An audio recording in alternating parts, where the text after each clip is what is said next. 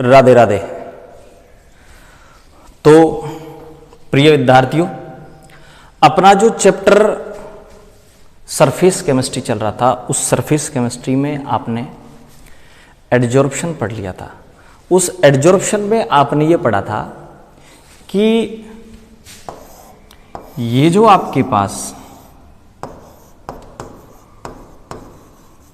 Adsorbent है, इस adsorbent के ऊपर अगर मान लीजिए ये कोई गैस के मॉलिक्यूल या लिक्विड के मॉलिक्यूल आकर बैठ जाएं, इनको आपने बोला था एडजॉर्बेट। तो ये एडजॉर्बेट है, ये एडजॉर्बेंट है।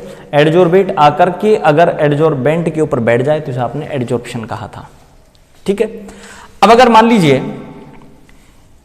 ये बैठ गया, इसका अमाउंट मैं x लूं, x है अमाउंट ऑफ एडजॉर्बेट जो बैठा है। ठीक है। तो एक तो ले रहा हूं मैं x, और या x है मास ऑफ एडजॉर्बेट। ठीक है। और फिर ले रहा हूं मैं m, फिर m क्या है, m है मास ऑफ एडजॉर्बेंट। तो दो चीज हो गई आपके पास, एक हो गया x मास ऑफ एडजॉर्बेट और एक हो गया m मास ऑफ एडजॉर्बेंट। अगर मैं दोनों को x अपॉन m लिखूं तो ये x अपॉन m होगा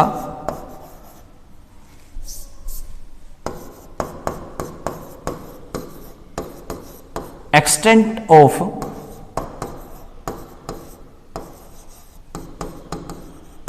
एडजॉर्प्शन। ठीक है। तो अब अपन क्या करने जा रहे हैं भाई कि ये जो x अपॉन m है, इस x अपॉन m का प्रेशर के साथ अपन एक कर्व लेंगे। ठीक है। और वो कर्व होगा, फिर दोबारा सुन लें, x अपॉन m का इस प्रेशर के साथ कर्व लेंगे और वो लेंगे भाई, ध्यान दें किस पर, कांस्टेंट टेम्परेचर पर। तो कांस्टेंट टेम्परेचर पर अगर x अपॉन m और P के बीच अगर आप कर्व ले, ग्राफ खींचे, तो आप इसे बोलेंगे एडजॉर्प्शन आइसोथर्म। तो अब अपन पढ़ने जा रहे हैं एडजॉर्प्शन आइसोथर्म। ठीक है भाई। और ये जो एडजॉर्प्शन आइसोथर्म है, ये भी अपन पढ़ रहे हैं कौन सा, फ्रेंडलिक एडजॉर्प्शन आइसोथर्म। तो अपन पढ़ने जा रहे हैं फ्रेंडलिक एडजॉर्प्शन आइसोथर्म पढ़ने जा रहे हैं। इसमें क्या पढ़ेंगे अपन, कांस्टेंट टेम्परेचर पर x अपॉन m के बीच और प्रेशर के बीच ग्राफ खींचेंगे अपन। ठीक है। तो अपन अब इस ग्राफ को आगे बढ़ाते हैं कि ये जो ग्राफ है वो कैसा होगा। वो ग्राफ देखिए आप, x अपॉन m और प्रेशर के बीच ग्राफ खींचा मैंने 195 केल्विन पर। फिर मैंने टेम्परेचर चेंज कर दिया, एक ग्राफ कंप्लीट हो गया, फिर टेम्परेचर चेंज किया मैंने, दूसरा कर्व लिया मैंने 244 पर और तीसरा कर्व लिया 273 पर। तो केवल एक कर्व ले लें आप, कोई सा भी। मैं कर्व ले रहा हूं ये, ठीक है, 195 केल्विन पर ये जो कर्व है, इस कर्व की अगर आप बात करें तो इस कर्व की बात कर रहा हूं मैं, इस वाले की, जो कि 195 पे है। ठीक है। यहां पर तीन, एक x अपॉन m p की पावर 1, एक x अपॉन m p की पावर 0 और एक x अपॉन m p की पावर 1/n। तो ये तीन अपने पास कंडीशनें होंगी। पहली कंडीशन है ये वाली, लो प्रेशर पर। लो प्रेशर पर x upon m direct proportional होगा p की पावर 1 की। ये होगा हाई प्रेशर पर p की पावर 0 के डायरेक्ट प्रोपोर्शनल होगा, और ये होगा इंटरमीडिएट प्रेशर पर 1/n के डायरेक्ट प्रोपोर्शनल होगा। ठीक है। तो यहां से लेकर यहां तक ये आपके पास लो प्रेशर है, x upon m direct proportional to p की पावर 1। ये हाई प्रेशर पे है x upon M direct proportional to p की पावर 0, यानी x अपॉन एम p की पावर 0 या फिर p पे डिपेंड नहीं करता। और ये इंटरमीडिएट प्रेशर है x upon M direct proportional to p की पावर 1 अपॉन n। अब ये x क्या है, m क्या है, p क्या है, n क्या है, ठीक है। तो x तो है मास ऑफ गैस एडजॉर्ब, जो गैस आके बैठेगी एडजॉर्ब होगी अधिशोषित होगी उसका मास है। m क्या है, मास ऑफ एडजॉर्बेंट, जिसके ऊपर गैस आके बैठेगी उसका मास है।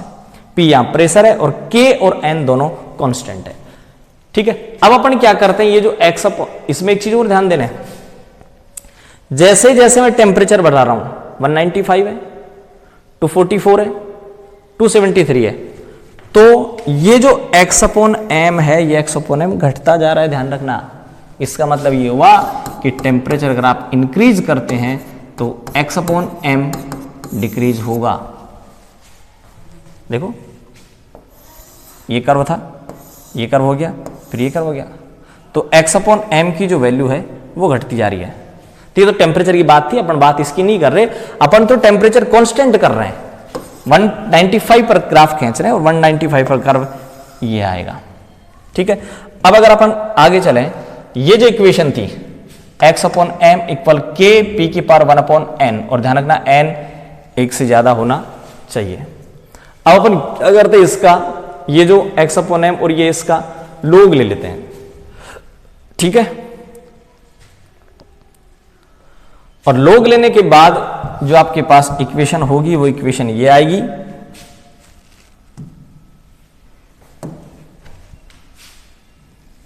इक्वेशन क्या थी, x अपॉन एम इक्वल के पी की पावर 1 अपॉन n। इसका अगर आप लोग लेंगे, लॉगरिथम लेंगे, तो यह आएगा लोग x अपॉन एम इक्वल लोग k प्लस 1 अपॉन n लोग p। ये इक्वेशन आएगी भाई, और ये जो इक्वेशन है वो है y बराबर mx प्लस सी टाइप की इक्वेशन है, एक स्ट्रेट लाइन इक्वेशन है, ठीक है भाई। तो अपन क्या करते हैं, इसका लॉगरिथम लेकर के फिर अपन इसका कर्व लेते हैं, ठीक है। तो अपन क्या करेंगे, अपन लॉग लेंगे, लॉग लेने के बाद ये इक्वेशन आ गई, और इस इक्वेशन का अगर आप ग्राफ खींचेंगे तो ग्राफ ये आएगा। ये जो इक्वेशन है, ये equation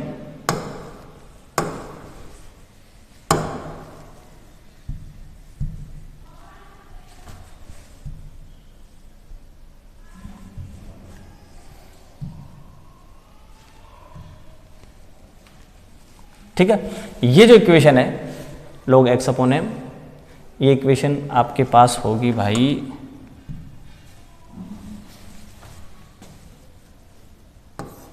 y equal M x plus c, यानी आप ग्राफ खींचेंगे y के बीच और x के बीच, तो ये m आपका होगा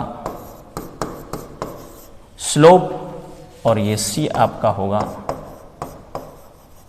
इंटरसेप्ट, ठीक है। तो आप log x अपॉन m के बीच और इस log p के बीच ग्राफ खींचेंगे तो ये log k इंटरसेप्ट होगा और 1 अपॉन n स्लोप होगा। ये आप ग्राफ देखें, तो log x अपॉन m और log p के बीच आपने ग्राफ खींचा तो स्लोप 1 अपॉन n के इक्वल हो गया और इंटरसेप्ट log k के इक्वल हो गया, ठीक है। ये चीज अपन आगे पढ़ने वाले अब डिटेल से, ठीक है। तो आगे चलते अपन इसी चीज को पढ़ेंगे और ज्यादा डिटेल से आगे। अभी तो मैंने सिर्फ आपको एक आइडिया दिया है कि मैं x अपॉन m का ग्राफ लूंगा p के साथ कांस्टेंट टेम्परेचर पर, ध्यान देना, ठीक है। आगे चलते हैं। और एक चीज और, अभी देश कोरोना मुक्त नहीं हुआ है, इसलिए ध्यान रखना, सेफ रहें। सरफेस केमिस्ट्री चल रहा था, इस सरफेस केमिस्ट्री में आज अपन पढ़ते हैं अधिशोषण समतापी। देखो अधिशोषण समतापी जैसा इसका नाम है, उसी से पता चल रहा है। समतापी का मीन्स यहां टेम्परेचर कांस्टेंट रहेगा। ठीक है भाई, टेम्परेचर आपको चेंज नहीं करना। तो टेम्परेचर अपन को चेंज नहीं करना, तो अपन ये कहेंगे कि स्थिर ताप पर, ठीक है, किस किस के बीच, अधिशोषण की मात्रा व दाब के मध्य संबंध, या जो वक्र आप बनाएंगे उसे आप क्या बोलेंगे, अधिशोषण समतापी बोलेंगे।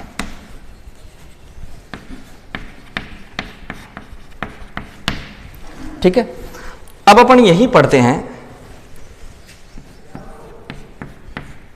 एक वैज्ञानिक फ्राइंडलिक, इस फ्राइंडलिक ने अधिशोषण की मात्रा के बीच और दाब के बीच संबंध बताया, एक ग्राफ बनाया, इनके बीच परिवर्तन बताया, जिसे फ्राइंडलिक अधिशोषण समतापी कहा जाता है। ठीक है भाई, फ्राइंडलिक अधिशोषण समतापी कहा जाता है इसे। तो अपन क्या करते हैं, इस फ्राइंडलिक ने क्या किया कि अधिशोषण की मात्रा व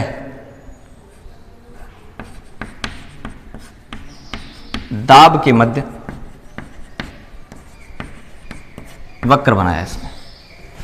ठीक है, अब ये जो वक्र था, इस वक्र को बनाने के लिए क्या क्या चीजें जरूरी है, देखो। एक होता है एक्स, एक्स होता है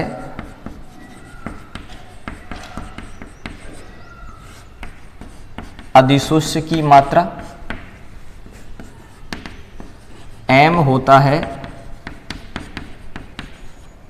अधिशोषक की मात्रा, और इन दोनों को एक साथ ले लूं, x अपॉन एम, ये हो गया अधिशोषण की मात्रा। अब अपन इस x अपॉन एम के बीच और p के बीच कर्व खींचेंगे। तो वक्र जो बना रहा हूं मैं, वो वक्र बना रहा हूं कांस्टेंट प्रेशर पर, कांस्टेंट प्रेशर पर, सॉरी कांस्टेंट टेम्परेचर पर। तो कांस्टेंट टेम्परेचर पर अपन वक्र बना रहे हैं, किस किस के बीच, x upon M versus pressure. तो x अपॉन एम और प्रेशर के बीच आप जो वक्र बना रहे हैं वो वक्र कैसा होगा, ये आपके पास x और ये y अक्ष।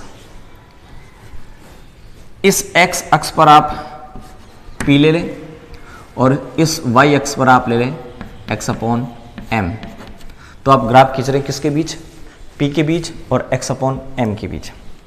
देखो एक सिंपल सी बात तो ये है कि जैसे जैसे आप प्रेशर बढ़ाएंगे,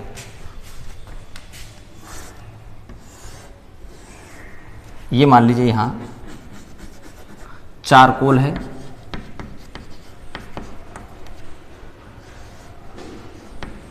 और ये कोई गैस के पार्टिकल हैं, और ये आपके पास एक पिस्टन है।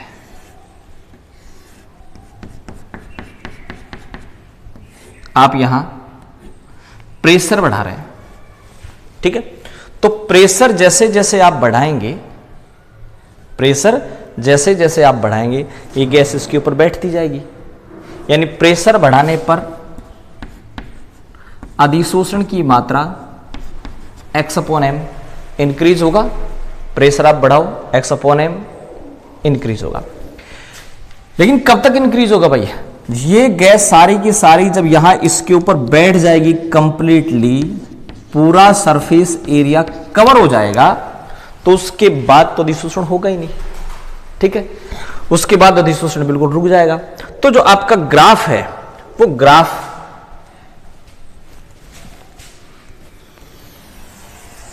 सबसे पहले बात करता हूं मैं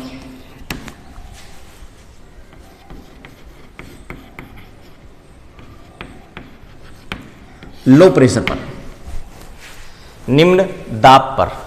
तो लो प्रेशर पे कैसे होगा, ये जो ग्राफ है इस प्रकार से एक स्ट्रेट लाइन आएगा।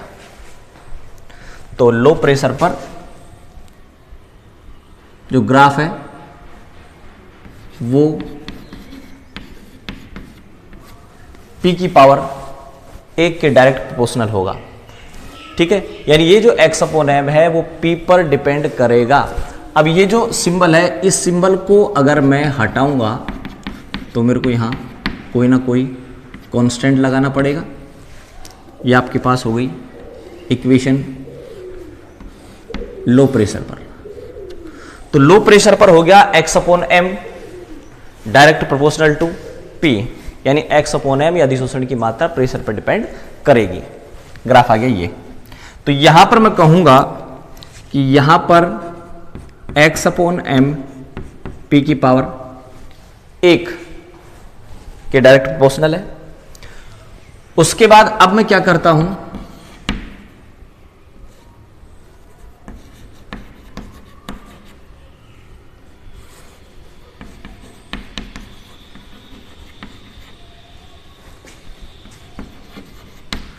इंटरमीडिएट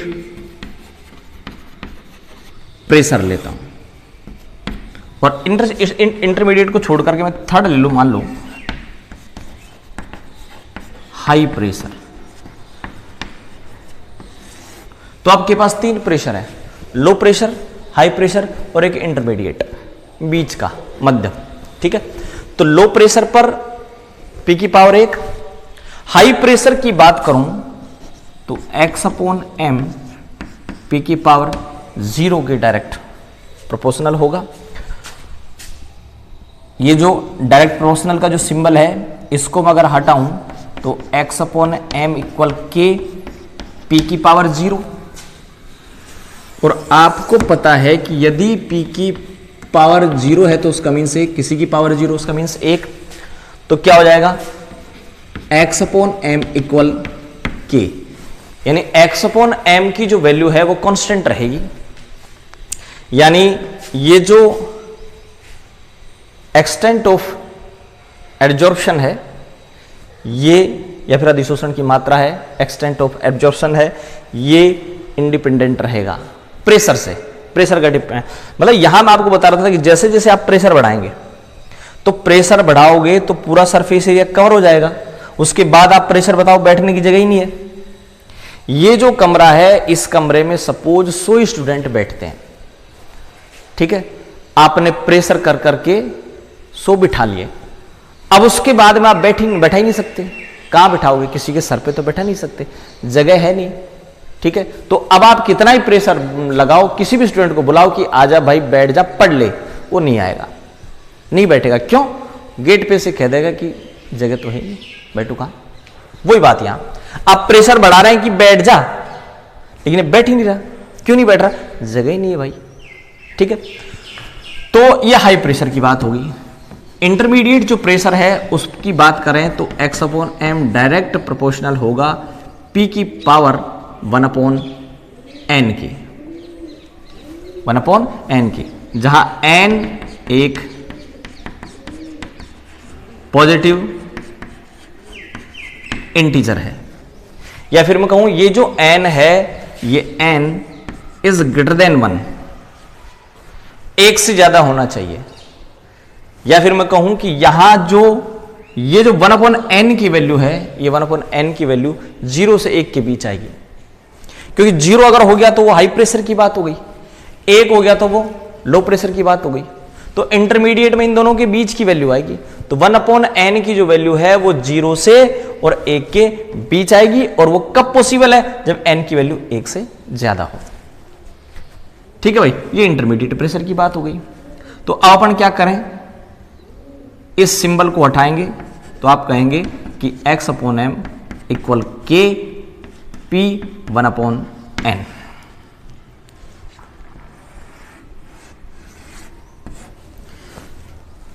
ये आपके पास 3 इक्वेशन हो गई, इक्वेशन 1, इक्वेशन 2 और इक्वेशन 3 इक्वेशन आपके पास। ठीक है, तो अब जो अपन यहां कर्व है उस कर्व को अगर चेक करें तो कर्व ये होगा भाई, ये कर्व होगा। देखो इसके बाद आपका जो कर्व है उस पर प्रेशर का कोई फर्क नहीं पड़ रहा, तो इस प्रेशर को बोला जाएगा पीएस, संतृप्ति दाब। ठीक है, संतृप्ति दाब या सैचुरेटेड प्रेशर, और ये जो स्टेट आएगी इसे कहा जाएगा सैचुरेटेड स्टेट। ठीक है, तो ये सैचुरेटेड स्टेट आ गई, यानी ये जो आपके पास चारकोल है ये चारकोल सैचुरेटेड हो गया। ये जो चारकोल है ये चारकोल सैचुरेटेड हो गया। उसके बाद कोई इफेक्ट नहीं होगा प्रेशर का, x अपॉन एम कॉन्स्टेंट रहेगा। तो ये जो हाई प्रेशर की बात है यहां आप कहेंगे कि x upon M direct proportional to 0, और ये जो इंटरमीडिएट प्रेशर है इस इंटरमीडिएट प्रेशर पर आप कहेंगे कि x upon M 1 upon M. तो आपके पास 3 चीजें हो गई भाई। ठीक है, एक तो हो गया लो प्रेशर, एक इंटरमीडिएट प्रेशर और एक हाई प्रेशर। लो प्रेशर पर x अपॉन एम पी की पावर 1 पर डिपेंड करेगा या उसके डायरेक्ट प्रोपोर्शनल होगा, और हाई प्रेशर पर x अपॉन एम प्रेशर से इंडिपेंडेंट रहेगा, कोई फर्क नहीं पड़ेगा प्रेशर का। और यहां इंटरमीडिएट प्रेशर पर x अपॉन एम पी की पावर 1 अपॉन एन, पी की पावर 1, पी की पावर 0 और यहां पी की पावर 1 और 0 के बीच की। तो देखो आगे चलते अपन, अपनी इक्वेशन ये आई थी कि x upon M direct proportional होगा p की पावर 1 अपॉन एन के इंटरमीडिएट प्रेशर पर। फिर आपने क्या किया था कि x अपॉन एम इक्वल के p की पावर 1 अपॉन एन, ये इक्वेशन आ गई थी अपनी। अब मैं क्या करता हूं, इस इक्वेशन में दोनों तरफ लोग ले लूं मैं, तो इक्वेशन का अगर आप दोनों तरफ लोग लेते हैं तो इक्वेशन होगी लोग x अपॉन एम इक्वल लोग k प्लस लोग 1 अपॉन एन उतर के आ जाएगा, तो 1 अपॉन एन लोग p। ठीक है भाई, यहां जो आपके पास लोग a डॉट बी, लोग a प्लस लोग b। ठीक है, तो k डॉट p है, k डॉट p है तो लोग k प्लस लोग p। ठीक है, और इसकी अगर बात करें तो मान लीजिए लोग a की पावर b है तो पावर उतर के यहां आ जाएगा b लोग a। तो यहां अगर आप मान लीजिए p की पावर 1 अपॉन n का लोग लेते हैं तो 1 अपॉन n उतर के आएगा। ठीक है, 1 अपॉन n उतर के आ जाएगा, ये इक्वेशन होगी। तो अब आपके पास जो इक्वेशन आई है वो इक्वेशन आई है कि लोग x अपॉन m इक्वल लोग k प्लस 1 अपॉन n लोग p। ये जो इक्वेशन है इस इक्वेशन के अगर आप कंपैरिजन करें तो ये equation y equal M x plus C type एक स्ट्रेट लाइन इक्वेशन है, और इस स्ट्रेट लाइन इक्वेशन में अगर इस y के बीच और इस x के बीच अगर आप एक ग्राफ प्लॉट करें, ठीक है, तो वो ग्राफ क्या होगा भाई, ये m स्लोप को बताएगा, ये c इंटरसेप्ट होगा। ठीक है, तो यहां पर देखें इस इक्वेशन में आप यहां ग्राफ खींच रहे y और x के बीच, आप यहां ग्राफ खींचेंगे log x अपॉन m, ठीक है, और x का मीन्स log p, ठीक है। तो आप यहां पर ग्राफ खींचेंगे, ध्यान देना, log x अपॉन m के बीच और log p के बीच, बच गए दोनों चीजें। तो ये 1 अपॉन n स्लोप होगा और ये log k इंटरसेप्ट होगा। तो अपन ग्राफ प्लॉट करते हैं, ग्राफ बनाते हैं, किस किस के बीच, log x अपॉन m के बीच और log p के बीच, ठीक है। तो जो कर्व है, ग्राफ है, वो इस प्रकार का आएगा, एक स्ट्रेट लाइन। अगर एक स्ट्रेट लाइन आ जाती है तो अपन ये मानते हैं कि जो फ्रेंडलिक एडजॉर्प्शन इक्वेशन है वो सही है, ठीक है। और अगर ये स्ट्रेट लाइन नहीं आती तो वो सही नहीं है, वैलिड नहीं है, ठीक है। तो स्ट्रेट लाइन आ गई, इसका मीन्स वैलिड है। अब यहां देखिए, ये जो इंटरसेप्ट है, ये इंटरसेप्ट होगा log k के बराबर, ठीक है। तो इंटरसेप्ट log k और जो स्लोप है वो होगा 1 अपॉन n। तो आपने ग्राफ जो बनाया है, या कर्व जो खींचा है, वो कर्व है log x अपॉन m के बीच और log p के बीच, तो log p के बीच, तो ये 1 अपॉन n तो हो जाएगा स्लोप और ये log k हो जाएगा इंटरसेप्ट, ठीक है। तो स्ट्रेट लाइन आ जाती है, इससे ये पता चलता है कि ये जो आइसोथर्म है फ्रेंडलिक का, ये सही है, वैलिड है। अब अगर मान लीजिए अपन यहां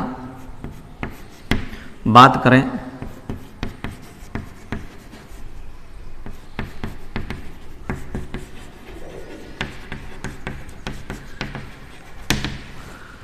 adsorption from solution, adsorption from solution.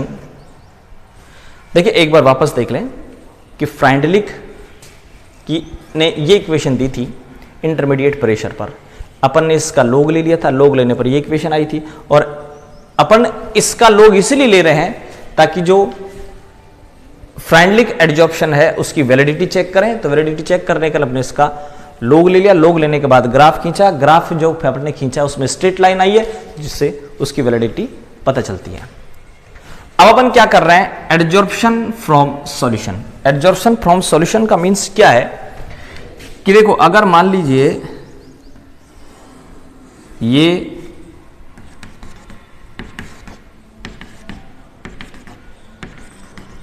गन्ने से चीनी बनाई जा रही है, ठीक है, और ये उस शर्करा का विलयन है,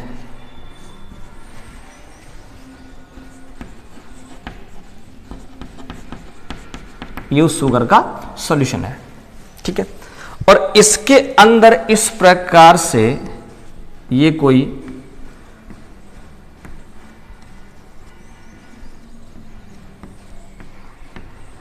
रेड कलर मिक्स है, तो आप इस रेड कलर को यहां से हटाना चाहते हैं, ठीक है। रेड कलर कहां से आया भाई, जब ये चीनी बनाई जा रही है तो इस समय वहां पर कुछ लोग ऐसे भी रहते हैं,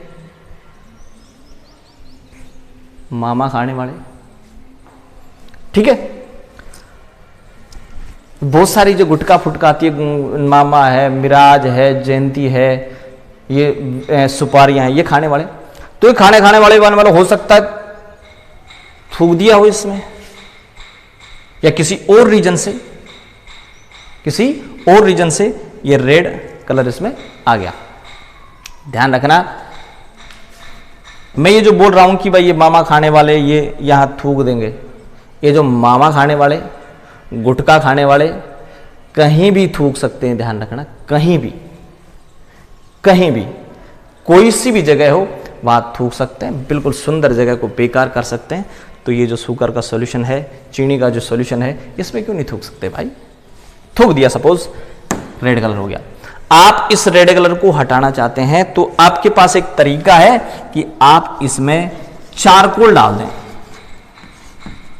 तो आपने इसमें चारकोल ऐड कर दिया, तो ये चारकोल क्या करेगा, इन सभी रंगीन जो अशुद्धियां हैं इनको एडजॉर्ब कर लेगा और अब ये रंगीन अशुद्धियां हट जाएंगी।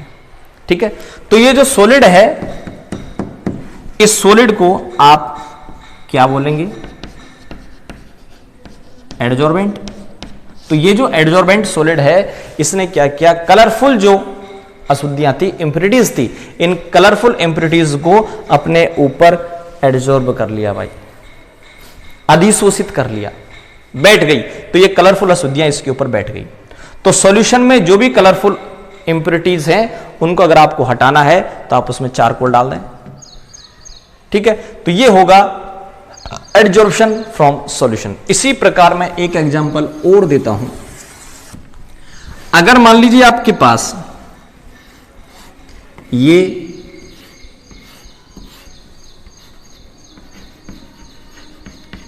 एसिटिक एसिड का सॉल्यूशन है और इस एसिटिक एसिड के सॉल्यूशन में अगर आप वही चारकोल डाल दें,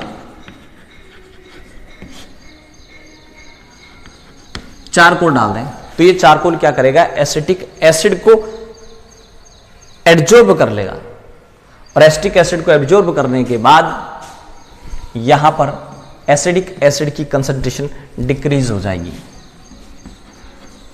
concentration of acetic acid decrease हो जाएगी यदि आप इसमें चारकोल डाल दें। तो चारकोल भी क्या करता है, एसिडिक एसिड को एब्जॉर्ब कर लेता है, अधिशोषित कर लेता है, अपने ऊपर बिठा लेता है, तो एसिडिक एसिड की कंसंट्रेशन डिक्रीज हो जाएगी। ये आपके पास एग्जाम्पल है। इसी प्रकार से अगर मान लीजिए आप एक एग्जाम्पल और देता हूं,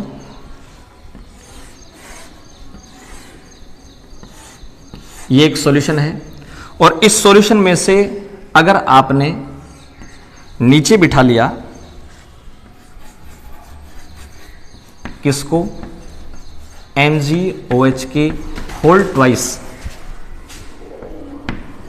इसका प्रेसिपिटेशन कर लिया आपने, यानी नीचे बिठाया आपने किसको, MgOH के होल ट्वाइस का। ठीक है, और ये किया आपने मैग्नेसोन रिएजेंट की प्रेजेंस में, यानी ये जो सॉल्यूशन है इसमें आपने डाल रखा है मैग्नेसोन रिएजेंट, और ये मैग्नेसोन रिएजेंट नीले कलर का आता है, ब्लू कलर का होता है। तो ये MgOH का होल ट्वाइस क्या करता है, उस ब्लू कलर को अपने ऊपर ले करके फिर नीचे बैठ जाता है। तो ये जो MgOH के होल ट्वाइस का कलर आया है ब्लू, वो किसके कारण आया है, मैग्नेसोन रिएजेंट के कारण। तो मैग्नेसोन को ये अपने ऊपर बिठा लेता है और फिर नीचे बैठता है। तो आपके पास एडजॉर्प्शन फ्रॉम सॉल्यूशन का पहला एग्जांपल ये हो गया कि अगर आपको इस चीनी के सॉल्यूशन से कलरफुल इंप्योरिटीज को हटाना है तो आप चारकोल डाल दें, एसिडिक एसिड की कंसंट्रेशन घटानी है तो आप उसमें चारकोल डाल दें। अगर आपको MgOH का होल ट्वाइस का प्रेसिपिटेशन मैग्नेसोन रिएजेंट की प्रेजेंस में करवाएं तो इसका कलर ब्लू हो जाता है। ठीक है, तो ये सारे एग्जांपल हैं किसके, एडजॉर्प्शन फ्रॉम सॉल्यूशन। विलियन से अधिशोषण किसके एग्जांपल है, विलियन से अधिशोषण, नोट कर लेना, विलियन से अधिशोषण के एग्जांपल हैं, पहला, दूसरा और ये तीसरा, 3 एग्जांपल है। अब ये जो विलियन से अधिशोषण है या एडजॉर्प्शन फ्रॉम सॉल्यूशन है वो किस किस पे डिपेंड करता है उसकी बात करें। नंबर 1,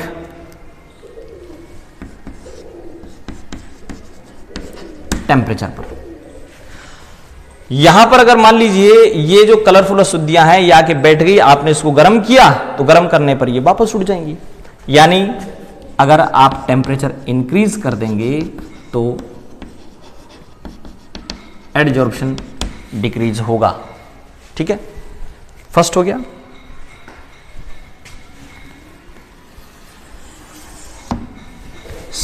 सेकंड है कंसंट्रेशन ऑफ सोल्यूट। मान लीजिए यहां पर कलरफुल अशुद्धि है, जो इंप्योरिटी जो ज्यादा है, एडजॉर्प्शन ज्यादा होगा। ठीक है, जो विले आप डाल रहे हैं, विले, कंसंट्रेशन ऑफ सोल्यूट का मीन्स होता है विले की सांद्रता, विले की सांद्रता। अगर मान लीजिए आप यहां पर ये कलरफुल इंप्योरिटी ज्यादा है, एडजॉर्प्शन ज्यादा होगा।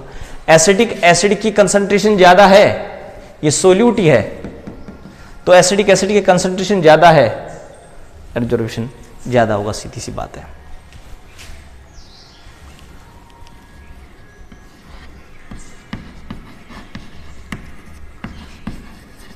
सरफेस एरिया, यहां पर जो मैंने चारकोल डाला है, इस चारकोल का सरफेस एरिया अगर ज्यादा हुआ तो एडजॉर्प्शन ज्यादा होगा भाई।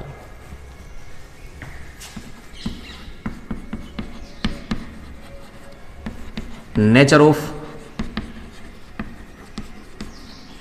एडजॉर्बेंट एंड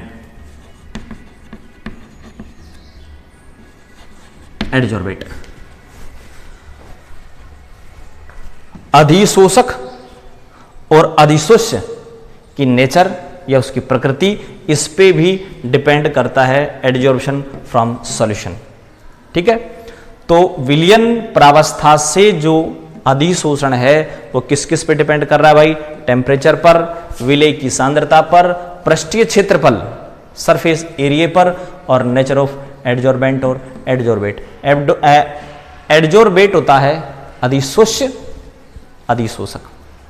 अब अपन क्या करते हैं भाई, या एक ग्राफ प्लॉट करते हैं अपन वापस।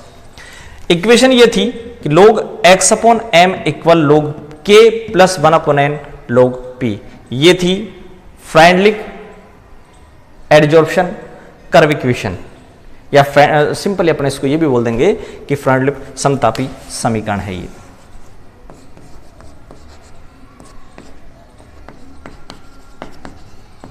फ्राइडलिक समतापी समीकरण, ठीक है, या फिर मैं कहूं कि यह है फ्राइडलिक एडजॉर्प्शन इक्वेशन। ठीक है,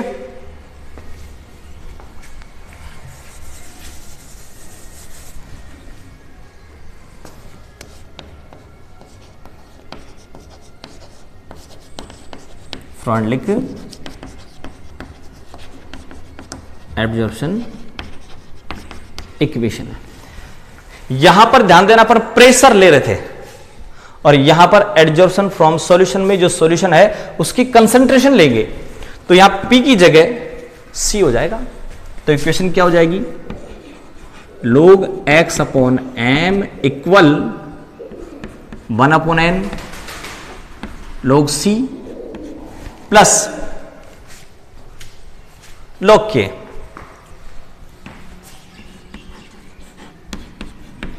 log k। ठीक है, यहां अपन ने क्या किया बताइए? प्रेशर की जगह कंसंट्रेशन C ले लिया है।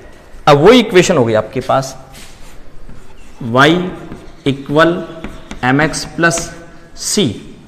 वही कर्व खींचे आप, कर्व बनाए, y का means log x upon m, तो y अक्ष पर आप, y एक्सिस पर आप log x अपॉन m ले लें। ठीक है, x पर आप ले ले log C। ठीक है, कर्व वही आएगा। m या 1 अपॉन n किसको? तो स्लोप किसके इक्वल होगा? 1 अपॉन n के, और इंटरसेप्ट किसके इक्वल होगा? log k के। ठीक है, तो इस कर्व को ध्यान से देखिए, एक जैसा कर्व है, डिफरेंस सिर्फ इतना है कि यहां log P था और यहां log C, यानी यहां पर आप प्रेशर बढ़ा रहे थे तो x अपॉन m बढ़ रहा था, या आप कह रहे हैं कि कंसंट्रेशन अगर आप बढ़ाएंगे सॉल्यूट की तो x अपॉन m इंक्रीज होगा। ठीक है, तो ये आपने दो चीजें पढ़ ली। एक पढ़ लिया फ्राइडलिक एडजॉर्प्शन, ठीक है, फ्राइडलिक एडजॉर्प्शन या आइसोथर्म।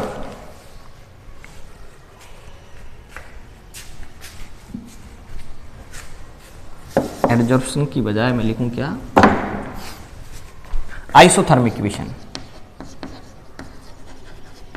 ठीक है भाई, तो फ्राइडलिक आइसोथर्म इक्वेशन ये थी, और इसी को अपन ने वहां बनाया है। ठीक है, अगले वीडियो में फिर मिलते हैं। धन्यवाद।